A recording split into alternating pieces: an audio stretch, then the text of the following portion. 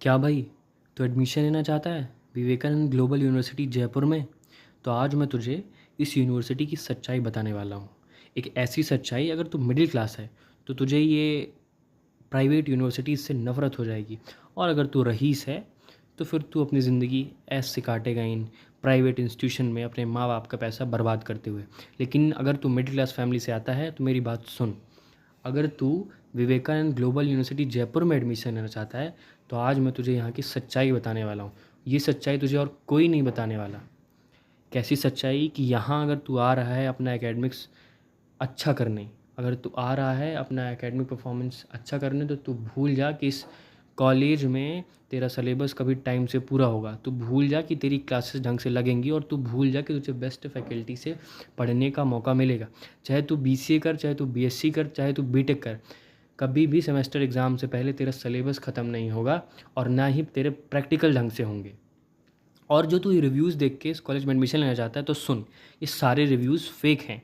ये एक एक कोल्ड कॉफ़ी के चक्कर में बच्चों ने रिव्यूज़ दिए हैं। रिव्यू कैसे दिए हैं? अच्छे अच्छे रिव्यू दिए हैं। उन बच्चों को एक एक कोल्ड कॉफ़ी पिला दी गई और उन्होंने रिव्यू दे दिया। तो अगर तू रिव्यू सुन के इस कॉलेज में आने वाला है, तू भूल जा कि ये कॉलेज तेरी एक्सपेक्टेशन पे खरा उतरेगा। चौथी चीज़, अगर तू प्लेसमेंट सोच के इस कॉलेज में आ रहा है तो तू भूल जा भाई, प्लेसमेंट नाम की यहाँ कोई चीज़ नहीं होती। और अगर तूने किसी का प्लेसमेंट सुना होगा तो वो ऑफ कैंपस प्लेसमेंट्स होंगे, जिन बच्चों ने अपने पोटेंशियल, अपने टेक्निकल स्किल्स को बढ़ाया बाहर जाके 4 साल बीटेक करने के बाद, फिर उनका प्लेसमेंट्स लगा, ना कि कॉलेज ने उनका प्लेसमेंट कराया। तो तू प्लेसमेंट तो भूल ही जाना।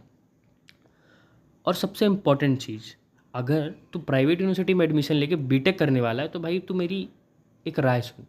तू जाके अपने लोकल इंजीनियरिंग कॉलेज में एडमिशन ले ले, जहाँ तेरा कम से कम पैसा मिल लगेगा और तुझे अच्छी और एजुकेटेड फैकल्टी मिलेगी, जो ना तेरा एकेडमिक अच्छा करेगी बल्कि तुझे टेक्निकल नॉलेज और टेक्निकल स्किल भी देगी।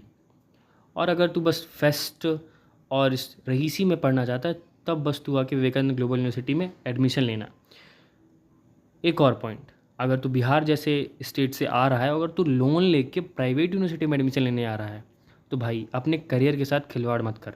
किसी ने कहा है कि few decision decide your future, so don't spoil your future just for these fest and fun.